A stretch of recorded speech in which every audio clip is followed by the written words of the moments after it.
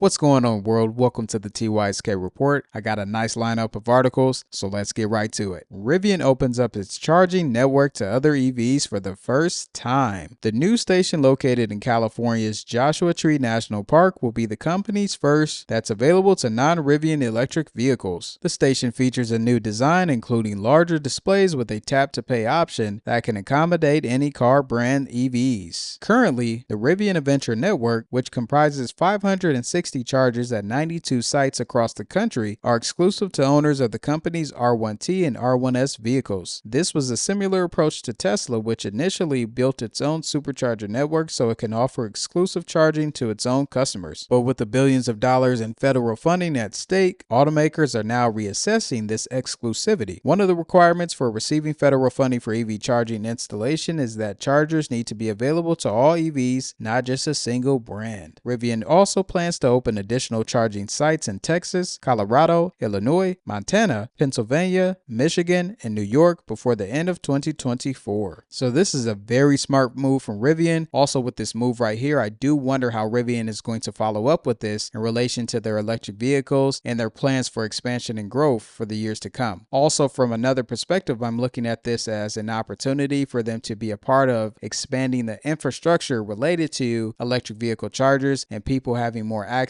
to charge their electric vehicles. Also, when I'm learning more about electric vehicles outside of the US, I'm seeing a lot of popularity related to it. I'm seeing companies do well. I'm seeing EV ownership rising. So I wonder what's going to happen in the next 3 to 5 years related to electric vehicles here in the US. So as we head in the year 2025, I do hope that this news is the spark that Rivian needs to do well in the new year to come. Let's move on to the next article. Nectier lets teachers tailor AI chatbots to provide their students with 24/7 educational support. More than 100 colleges and high schools are turning to a new AI tool called Nectier, allowing teachers to create a personalized learning partner that's trained on their syllabi, textbooks, and assignments to help students with anything from questions related to their coursework to essay writing assistance and even future career guidance. With the ongoing teacher shortage, it's becoming harder for educators to provide individualized one-on-one feedback to every student. Kavita Gai, the mind behind Nectier, witnessed the issue while studying at the University of California, Santa Barbara. With Nectier, teachers can create an AI assistant tailored to their specific needs, whether for a single class, a department, or the entire campus. There are various personalization options available, enabling teachers to establish clear boundaries for the AI's interactions, such as programming the assistant to assist only with certain subjects or responding in a way that aligns with their teaching style. Nectier allows teachers to monitor interactions to see exactly how their students are using the tool and make sure the AI is providing support without simply giving away answers. An analytics dashboard also lets teachers see insights like which students are using it most, what hours they're using it, and so on. Nectier is using the funding to build the second version of its product, which will include a new sentiment analysis feature. The tool will analyze the conversations that students have and provide insights into their strengths, weaknesses, and areas for improvement. Additionally, it will suggest classes for students to consider for the following semester and outline potential career paths. This feature is currently being tested in a few schools and will be widely rolled out in the coming months. So I think this is going to be a very useful tool for college students and also high school students. Now, one thing to point out from that article was the statement about a teacher shortage. There are lots of students who go to schools each and every day, and a teacher can have a classroom full of 30 to even 40 students sometimes. So a tool like this would be very beneficial for them because it gives them that access to not only do well on that current subject and during that current semester and for that certain class, but it also gives them the opportunity to expand their knowledge on what they're learning, ask the chatbot different questions, and also continue to sharpen their skills of learning on a more consistent basis. So if you know a student out there who could utilize this tool, I'm going to make sure to include the link to Nectier in the description box so that way you can check it out. In the next article, X's Grok AI chatbot is now available to all users. Elon Musk AI chatbot Grok is available to free users on X. Several users noticed the change, which gives non-premium subscribers the ability to send up to 10 messages to Grok every 2 hours. TechCrunch reported last month that Musk XAI started testing a free version of Grok in certain regions. Making Grok more widely available might help it compete with the already free chatbots like OpenAI's ChatGPT, Google's Gemini, Microsoft's Copilot, and Anthropic's Claude. And to make sure that that there was some free access related to this Grok tool. Let's play around with it real quick and check it out. All right, so here we are with Grok. So let's check this out real quick. I'm going to type in something related to an image. Let's see here. Let's go with a scene of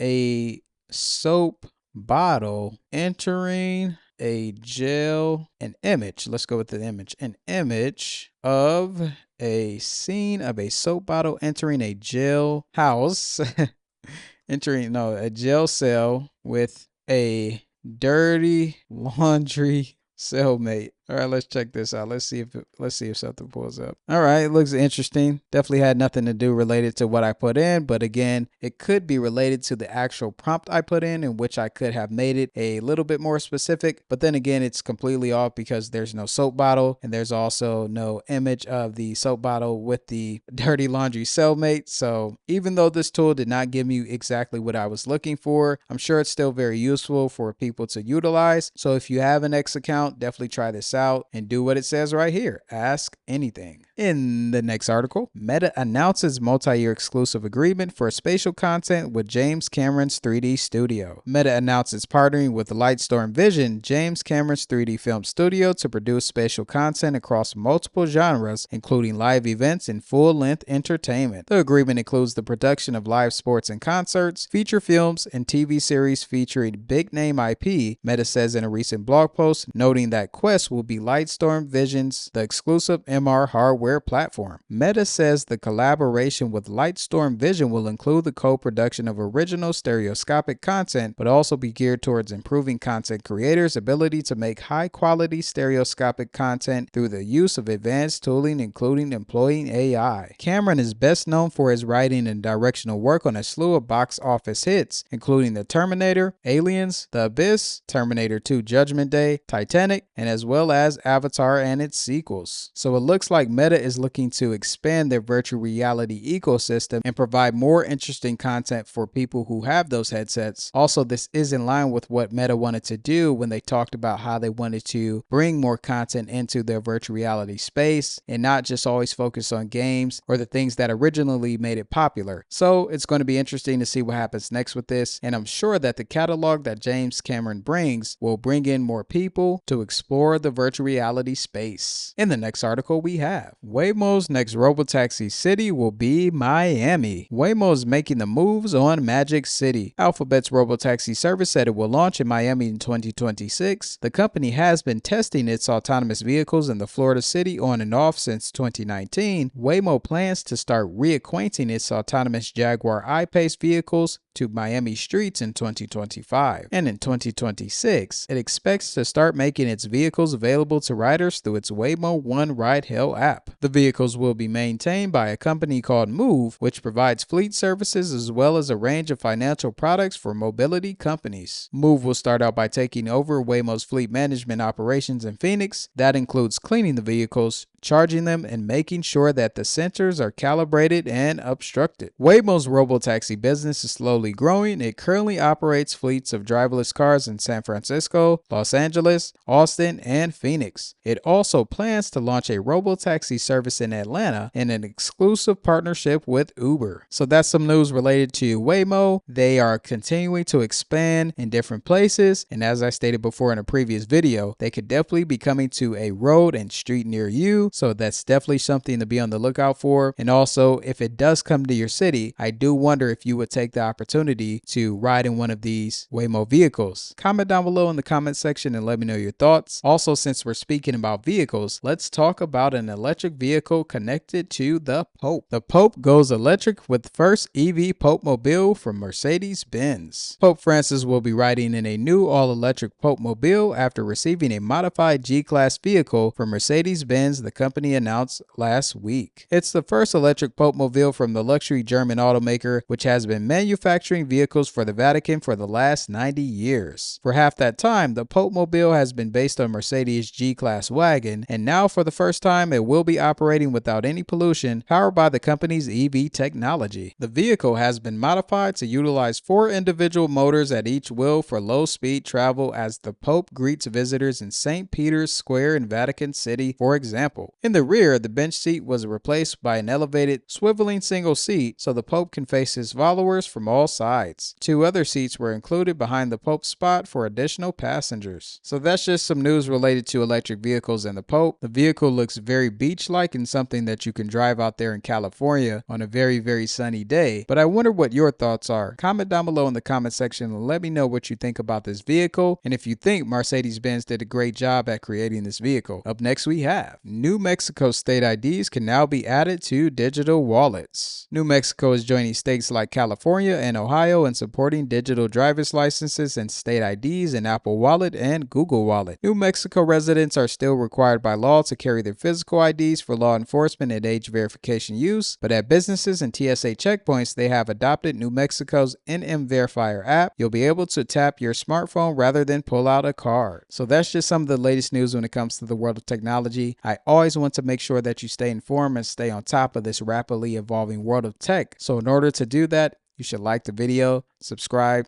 and hit that bell notification so you can know when the next video comes out. Also, I want you to check out these 2 videos right here where I give you more insight about the things you should know happening in the world of tech.